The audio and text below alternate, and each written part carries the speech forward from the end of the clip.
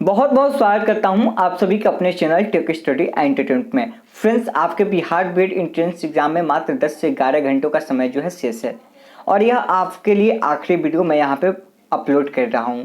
इसके पहले मैंने साइंस की एक वीडियो अपलोड की थी पार्ट 1। उसके बाद आप लोगों की यहाँ पे लगातार कमेंट आई है कि सर इसका पार्ट 2 अपलोड कर दीजिए, इंपॉर्टेंट क्वेश्चन है। तो मैं यहाँ पे पार्ट 2 आपकी वीडियो यहाँ पे अपलोड कर रहा हूँ और यह आपके एंट्रेंस एग्जाम के लिए लास्ट वीडियो है। तो आइए शुरू करते हैं। तो पहला क्वेश्चन है, यहाँ पे आप देखेंगे कि एक्यूपंक्चर क्या है। तो आपके सामने 4 ऑप्शन है, मैं यहाँ पे आपको 5 सेकंड का टाइम दूंगा।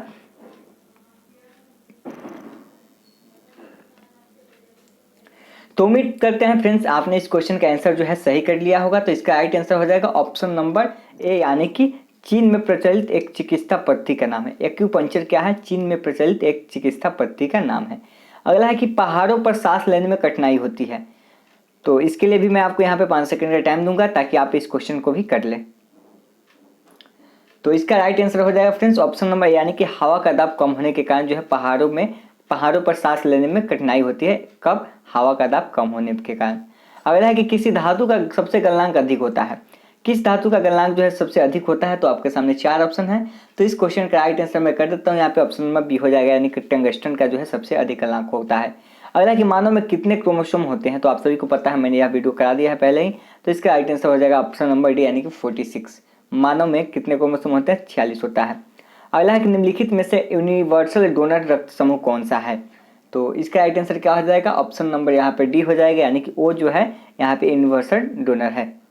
ठीक है, चलिए अगला प्रश्न देखते हैं। यहाँ पे लोहा सर्वाधिक किसमें पाया जाता है? तो लोहा जो सबसे अधिक पाया जाता है वो हरी सब्जियों में पाया जाता है। किसमें पाया जाता है लोहा? लोहा जो है हरी सब्जियों में पाया जाता है। ऑप्शन नंबर ये हो जाएगा। अगला कि किस तापक्रम में सेंटीग्रेड और फ़ारेनहाइट का पैमाना जो है बराबर होता है? तो इसको आपको बताना है कि किस सेंटीग्रेड पर जो है फ़ारेनहाइट और सेंटीग्रेड जो है बराबर होता है। तो इसका राइट आंसर हो जाएगा ऑप्शन नंबर बी, यानी कि -40 डिग्री सेल्सियस पर दोनों जो है समान होता है। अगला है कि निम्न में से कौन सा रक्त समूह जो है यूनिवर्सल ग्राही है? ठीक है, वह यूनिवर्सल डोनर था जो सबको दे सकता है, यह यूनिवर्सल ग्राही है। तो इसमें कौन हो जाएगा? यहाँ पे ए बी हो जाएगा। क्या हो जाएगा? ए बी हो जाएगा, ऑप्शन नंबर सी हो जाएगा। अगला कि बर्फ का हिमांक क्या होता है? देखिए, बर्फ का हिमांक क्या होता है आपको बताना है। तो बर्फ का हिमांक जो होता है वह दाब बढ़ने पर कम हो जाता है। क्या होता है? दाब बढ़ने पर बर्फ का हिमांक जो होता है कम हो जाता है। अगला है कि जब पानी को 0 डिग्री से 10 डिग्री सेंटीग्रेड तक गर्म किया जाता है तो इसका क्या होता है?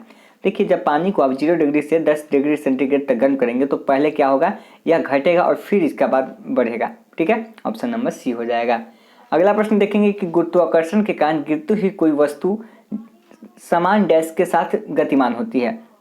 आपको इसमें सिलेक्ट करना है आंसर। तो इसका आंसर मैं यहाँ पे करा देता हूँ, ऑप्शन नंबर ए हो जाएगा, यानी ऊर्जा। यानी गुरुत्वाकर्षण के कारण गिरती हुई कोई वस्तु जो है समान ऊर्जा के साथ गतिमान होती है। ठीक है, एक समान ऊर्जा के साथ जो है गतिमान होती है। अगला है कि किसी वस्तु को पृथ्वी से चांद पर ले जाने से उसके भार में कमी क्या आएगी? तो देखिए, किसी वस्तु को अगर पृथ्वी से चांद पर ले जाएंगे तो 6 गुना की वहाँ पे कमी आ जाएगी। ठीक है, अगर यहाँ पे आपका वजन अगर यहाँ पे 600 है, ठीक है, तो वहाँ पे आपके इसके 6 गुना कमी आ जाएगी। ठीक है, यानी कि 100 kg हो जाएगा। अगला प्रश्न है यहाँ पे कि जी की इकाई निम्नलिखित में से क्या होती है? देखिए, जी का यहाँ पे इकाई की बात की गई है। तो इसका राइट आंसर हो जाएगा ऑप्शन नंबर, यानी कि सेंटीमीटर पर सेकेंड स्क्वायर। अगला है कि न्यूटन की गति का द्वितीय नियम क्या है? तो न्यूटन की गति का द्वितीय नियम क्या है आपको बताना है। तो इसका राइट आंसर क्या हो जाएगा फ्रेंड्स? ऑप्शन नंबर यहाँ पे ए हो जाएगा, यानी ऑप्शन नंबर बी हो जाएगा कि बल का मापन जो है प्रस्तुत करता है। क्या होता है? बल का मापन प्रस्तुत करता है। चलिए, और न्यूटन के प्रथम नियम से क्या होता है? बल की परिभाषा मिलता है। ठीक है, ध्यान रखिएगा। चलिए, और तृतीय नियम क्या होता है? कि प्रत्येक क्रिया के बराबर विपरीत प्रतिक्रिया होती है। न्यूटन का तृतीय नियम होता है। चलिए, अगला है कि एक मिनट फ्रेंड्स, ध्वनित यंत्र का तार जो है डैश उत्पन्न करता है। तो ध्वनित यंत्र का तार जो है क्या उत्पन्न करता है? अनुप्रस्थ तरंगें उत्पन्न करता है। ऑप्शन नंबर बी हो जाएगा। चलिए, यहाँ पे मैं अगले क्वेश्चन पर चलता हूँ। तो अगला क्वेश्चन देखेंगे कि औरतों का ध्वनि जो है स्वराघट होता है, यानी कि औरतों की आवाज़ जो होती है तीखी होती है। क्यों होती है? पुरुषों की पिच से अधिक होता है, या पुरुषों की अपेक्षा कम होता है, या पुरुषों की भांति ही होता है, या पुरुषों की पिच से पूर्णतः अलग होता है? तो इसका राइट आंसर हो जाएगा ऑप्शन नंबर ए, यानी कि पुरुषों की पिच से अधिक होता है। इसका तरत्व जो होता है। अगला है कि माइक्रोफोन एक ऐसा यंत्र है जिसकी सहायता से हम लोग क्या कर सकते हैं? तो आपके सामने 4 ऑप्शन है और यहाँ मैं आपको 5 सेकंड का टाइम दे रहा हूँ। चलिए, तो उम्मीद करते हैं कि आपने इस क्वेश्चन का आंसर कर लिया होगा। तो इसका राइट आंसर मैं कर देता हूँ यहाँ पे कि ध्वनि को विद्युत धारा के रूप में बदलना। ठीक है, चलिए अगला कि एक व्यक्ति जो मायोपिया से ग्रसित है उसको कौन सा चश्मा पहनना चाहिए। तो जो व्यक्ति मायोपिया से ग्रसित है बीमारी से, तो उसको जो है अवतल लेंस का चश्मा पहनना चाहिए। कौन सा लेंस का? अवतल लेंस का, ऑप्शन बी हो जाएगा।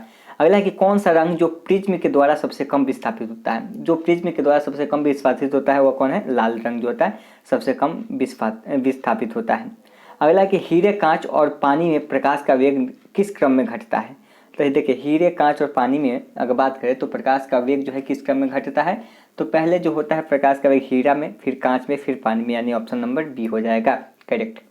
चलिए नेक्स्ट क्वेश्चन देख लेते हैं। अगला 81 कि विद्युत धारा के चुंबकीय प्रभाव का खोजकर्ता कौन थे। यानी विद्युत धारा के चुंबकीय प्रभाव को किसने खोजा था। तो इसका राइट आंसर क्या हो जाएगा फ्रेंड्स? ऑप्शन नंबर बी, यानी कि ओस्टेड ने खोजा था। ठीक है, ओस्टेड, ऑप्शन नंबर बी हो जाएगा। अगला कि ट्रांसफार्मर क्या करता है। देखिए, ट्रांसफार्मर का कार्य क्या होता है। तो ट्रांसफार्मर का कार्य होता है एसी को डीसी में बदलना। ठीक है, एलसी परिपथ होता है। ट्रांसफार्मर क्या करता है? उच्च वोल्टेज को लो वोल्टेज में कन्वर्ट करता है। चलिए अगला कि विटामिन सी की कमी से कौन सी बीमारी होती है। तो देखिए, विटामिन सी की कमी से बात करें तो कौन सी बीमारी होती है? स्कर्वी होती है।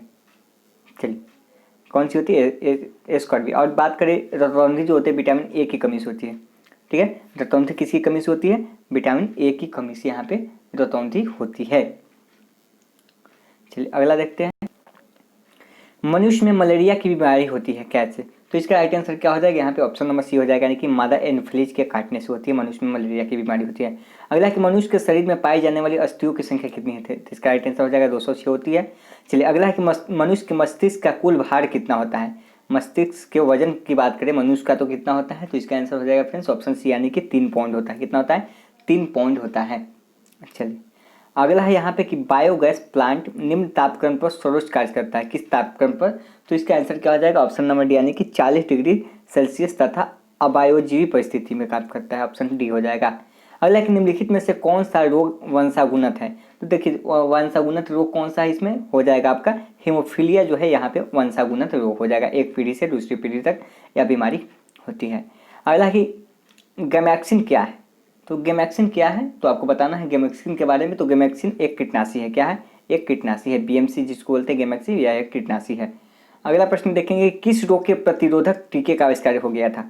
ठीक है, किस रोग के प्रतिरोधक टीके का आविष्कार हो गया था। तो इसका आंसर क्या हो जाएगा यहाँ से? ऑप्शन नंबर डी, यानी कि हेपेटाइटिस बी का जो है टीका यहाँ पे मिल गया है।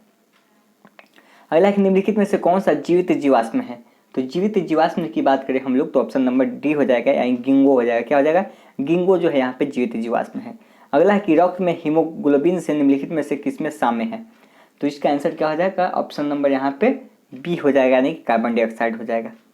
चलिए अगला प्रश्न देखते हैं यहाँ पे कि हीमोग्लोबिन में क्या होता है। देखिए बात करें हीमोग्लोबिन में तो इसमें आंसर क्या हो जाएगा? ऑप्शन बी हो जाएगा, एफ मतलब लोहा होता है। हीमोग्लोबिन क्या होता है? लोहा होता है। चलिए आगे चलते हैं अगले प्रश्न की ओर। तो अगला है कि अत्यंत सूक्ष्म जीवाणु जो रोग फैलाते हैं उन्हें क्या कहा जाता है। तो इसका राइट आंसर क्या हो जाएगा? इसका राइट आंसर हो जाएगा ऑप्शन नंबर, यानी कि बैक्टीरिया कहते हैं उसको। अगला है कि तपेदिक से शरीर का कौन सा भाग प्रभावित होता है। तो इसका राइट आंसर क्या हो जाएगा? ऑप्शन नंबर, यानी कि फेफड़ा। तपेदिक से शरीर का कौन सा भाग प्रभावित होता है? फेफड़ा प्रभावित होता है। अगला कि भारहीनता किस स्थिति में होती है। देखिए भारहीनता जो होती है शून्य की स्थिति में होती है। कब होती है? जब गुरुत्वाकर्षण जो होता है शून्य हो जाता है, तब जो है भारहीनता होती है। अगला कि स्टील में लोहे के अतिरिक्त मिला होता है। देखिए स्टील में बात करें तो लोहा के अतिरिक्त कौन सा मिला हुआ होता है। तो इसका आंसर हो जाएगा ऑप्शन डी, यानी कि क्रोमियम। स्टील में क्या मिला होता है? क्रोमियम। अगला कि चने की पत्ती नमकीन और खट्टी होती है। तो इसका आंसर क्या हो जाएगा? इसका आंसर हो जाएगा ऑप्शन नंबर, यानी कि स्वयं के अम्ल के कारण। चने की जो पत्ती होती है नमकीन और खट्टी होती है वह किसके? स्वयं के अम्ल के कारण जो है वह खट्टी होती है। अगला प्रश्न है कि एलपीजी में क्या होता है। देखिए एलपीजी लिक्विड पेट्रोलियम गैस है, इसमें क्या होता है। तो इसका आंसर हो जाएगा नॉर्मल ब्यूटेन तथा आइसोब्यूटेन होता है। क्या होता है? नॉर्मल ब्यूटेन तथा आइसोब्यूटेन होता है। आलू पौधे का क्या है। देखिए आलू पौधे का क्या है? एक जड़ है। क्या है? यहाँ पे जड़ हो जाएगा। चलिए ऑप्शन नहीं हो जाएगा। अगला है कि एमआईसी जो मिथाइल आइसोसाइनाइड है क्या है। देखिए मिथाइल आइसोसाइनाइड गैस का रिसाव जो हुआ था 1984 में हुआ था। ठीक है, चलिए भोपाल में हुआ था। अगला प्रश्न जो कहता है आपका, इसका आंसर देना है कि मिथाइल आइसोसाइनाइड क्या है। तो यह एक कीटनाशक है। क्या है? यह एक कीटनाशक है। ऑप्शन नहीं हो जाएगा। अगला है रिकेटस रोग होता है। देखिए रिकेटस जो होता है विटामिन डी की कमी से होता है, यह हड्डियों की बीमारी है, ठीक है, या क्या है, हड्डियों की बीमारी है जो कि विटामिन डी की कमी से होता है।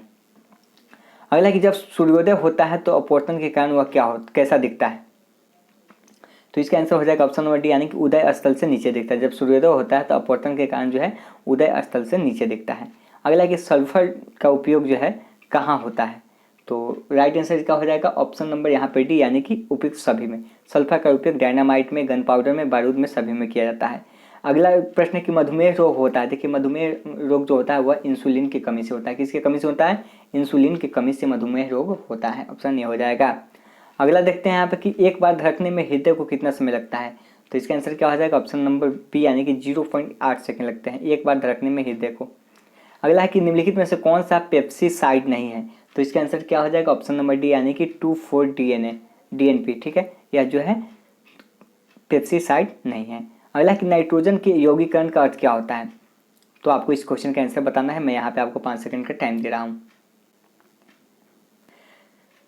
तो उम्मीद करते हैं कि आपने इस क्वेश्चन का आंसर दे दिया होगा। तो इसका राइट आंसर हो जाएगा ऑप्शन नंबर सी, यानी कि वायुमंडलीय नाइट्रोजन के यौगिकों में परिवर्तन। अगला कि किस विटामिन की कमी से रतौंधी होती है, तो रतौंधी किसकी कमी से होती है, विटामिन ए की कमी से होती है। अब विटामिन ए का अच्छा स्रोत कौन सा है, तो गाजर है, गाजर से मिलता है विटामिन ए का अच्छा स्रोत। अगला कि नींबू में कौन सा एसिटिक गैस उपस्थित होता है, तो नींबू में बात करें तो कौन सा रहता है यहाँ पे, अम्ल, तो इसका आंसर हो जाएगा यहाँ पे ऑप्शन नंबर सी, यानी कि एस्कॉर्बिक एसिड। कौन सा, एस्कॉर्बिक एसिड हो जाएगा। अगला कि वनस्पति घी में कौन सा गैस उपयुक्त होता है, ठीक है, कौन सा प्रयुक्त होता है वनस्पति घी में, तो इसका आंसर हो जाएगा ऑप्शन सी, यानी कि H2 हो जाएगा। चलिए अगला क्या है, एंजाइम क्या है। एंजाइम जो है मूल रूप से क्या होता है, एक प्रोटीन होता है। एंजाइम क्या होता है, मूल रूप से प्रोटीन होता है। अगला कि अमलगम जिसको पारा बोलते हैं अनिवार्य रूप से होता है, क्या होता है, पारा होता है, यानी कि ऑप्शन नंबर यहाँ पे ए हो जाएगा, Hg, यानी पारा हो जाएगा। चलिए अगला है कि आवर्त सारणी में सबसे हल्का तत्व कौन सा है, तो देखिए बात करें आवर्त सारणी में तो सबसे हल्का तत्व जो होता है वो कौन सा होता है, लिथियम होता है, Li, ठीक है, ऑप्शन नंबर डी हो जाएगा। अगला प्रश्न है कि हंसाने वाली गैस कौन सी है। देखिए हंसाने वाली गैस जो होती है नाइट्रस ऑक्साइड होती है, यानी कि N2 होती है, ठीक है, क्या हो जाएगा, nitrous oxide, option number B हो जाएगा, हंसाने वाली गैस को बोलते हैं। अगला कि इंद्रधनुष में प्रथम और अंतिम रंग कैसे होते हैं, तो इंद्रधनुष में प्रथम और अंतिम रंग कैसा होता है, तो इसका आंसर क्या हो जाएगा, ऑप्शन ए हो जाएगा, यानी कि बैगनी और लाल होता है। प्रथम बैगनी होता है और अंतिम क्या होता है, लाल होता है, जिसको हम लोग बैगनी हापिनाला पढ़ते हैं। अगला कि वाहिनी विहीन ग्रंथियों के अश्रण को क्या कहते हैं, तो इसका आंसर क्या हो जाएगा, ऑप्शन नंबर यहाँ पे राइट आंसर हो जाएगा इसका बी, यानी कि हार्मोन हो जाएगा। अगला कि मेंजाइटिस नामक बीमारी किससे संबंधित है, तो देखिए मेंजाइटिस जो बीमारी होती है वह किससे, मस्तिष्क को प्रभावित करती है। अगला प्रश्न देखते हैं कि बीजों का अनुकरण किसकी अनुपस्थिति में हो सकता है, तो बीजों के अनुकरण की बात करें तो यह जो है उचित प्रकाश के अनुपस्थिति में हो सकता है।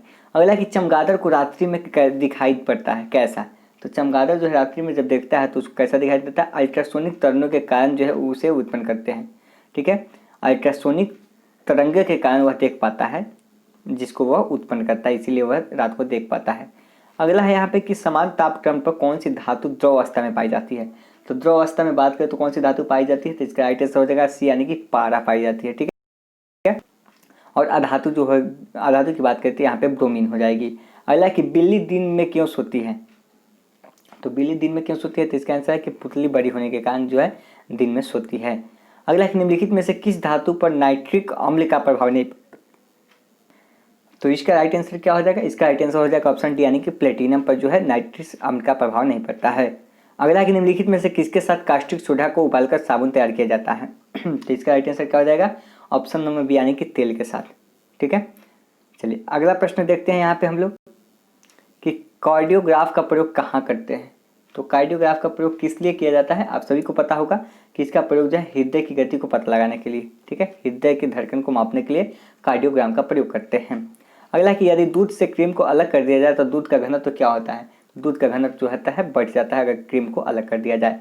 अगला कि मनुष्य के कपाल में अस्थियों की कुल संख्या कितनी होती है, तो इसका आंसर क्या हो जाएगा, ऑप्शन नंबर यानी कि 28, मनुष्य के कपाल में अस्थियों की कुल संख्या 28 होती है।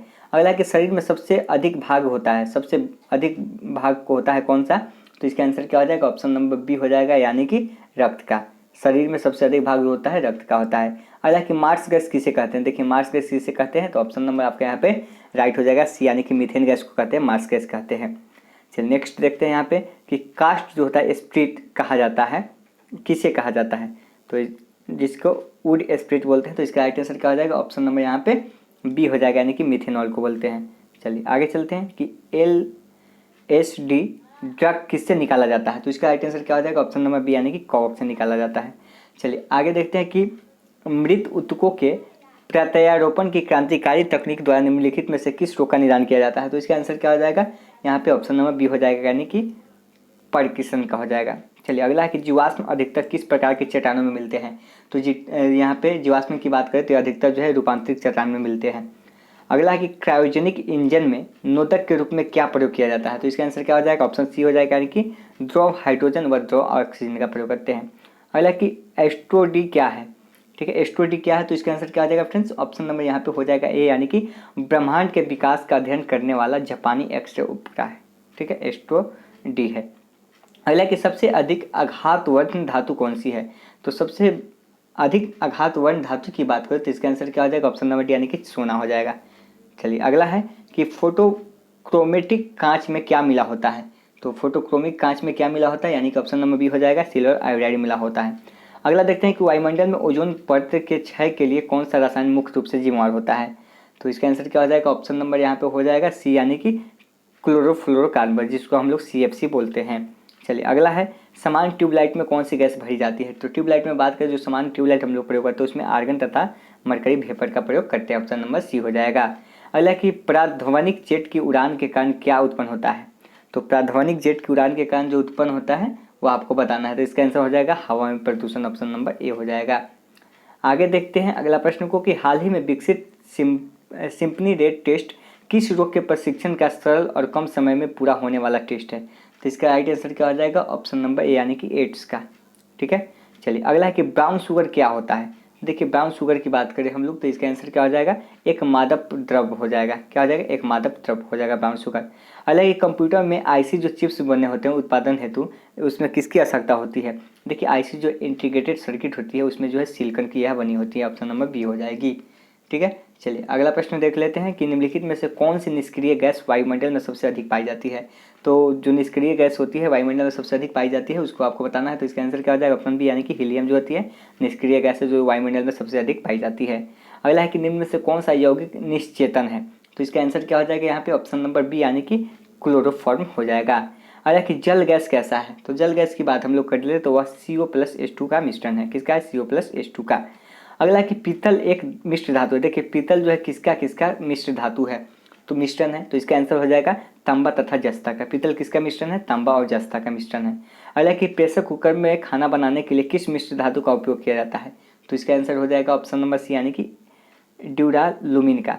ठीक है, ऑप्शन नंबर सी हो जाएगा। चलिए प्रेशर कुकर में भोजन जल्दी क्यों पकता है? पानी का क्वथनांक बढ़ जाने के कारण। चलिए अगला प्रश्न है कि संवेग परिवर्तन की दर को क्या कहते हैं? तो संवेग परिवर्तन की दर होता है उसको क्या बोलते हैं हम लोग? बल कहते हैं। ठीक है, संवेग परिवर्तन की दर को क्या बोलते हैं हम लोग? चलिए तो इसका राइट आंसर हो जाएगा ऑप्शन नंबर सी, यानी कि त्वरण हो जाएगा। वेग परिवर्तन की दर को क्या बोलते हैं? त्वरण बोलते हैं। चलिए अगला है कि यूरिया खाद से पौधे को निम्न में से कौन सा तत्व मिलता है? तो इसका आंसर क्या हो जाएगा? ऑप्शन नंबर बी हो जाएगा, यानी कि नाइट्रोजन अम्ल यहाँ पे मिलता है खाद। अगला कि पौधे तथा पेड़ों का रंग हरा होने का कारण क्या होता है? तो इसका कारण जो होता है क्या होता है? क्लोरोफिल का होना। अगला कि डायनेमो का काम क्या होता है? देखिए डायनेमो क्या काम करता है? यह यांत्रिक ऊर्जा को विद्युत ऊर्जा में बदलने का काम करता है डायनेमो। ऑप्शन नंबर सी हो जाएगा। अगला देखेंगे यहाँ पे क्वेश्चन, थोड़ा सा मैं इसको छोटा कर देता हूँ ताकि आपको दिख सके कि विद्युत धारा को मापने के लिए कौन सा उपकरण का प्रयोग करते हैं? तो विद्युत धारा को हम लोग कैसे मापते हैं, किससे मापते हैं? आमीटर से मापते हैं। ऑप्शन नंबर बी हो जाएगा। आज का सेकंड लास्ट है कि जब कोई वस्तु दो समांतर दर्पणों के बीच रखी जाती है तो बने हुए प्रतिबिंबों की संख्या कितनी होती है? तो इसका आंसर हो जाएगा ऑप्शन नंबर बी, यानी कि 5 होती है। अगला कि कच्चे फलों को पकाने के लिए निम्नलिखित में से किसका प्रयोग किया जाता है? तो कच्चे फलों को पकाने के लिए एथिलीन गैस का प्रयोग करते हैं। ऑप्शन नंबर ए हो जाएगा। तो फ्रेंड्स ये था आपके लिए इंपॉर्टेंट क्वेश्चन, तो आप इसको एक बार देख लीजिएगा जरूर और वीडियो कैसा लगा कमेंट करके बता दीजिएगा। और फ्रेंड्स जो भी प्रॉब्लम होगी आप जो है यहाँ पे कमेंट कर सकते हैं। तो उम्मीद करते हैं वीडियो पसंद आई हो तो लाइक कीजिएगा, चैनल को सब्सक्राइब कीजिएगा। ठीक है, तो मिलते हैं नेक्स्ट वीडियो में। धन्यवाद।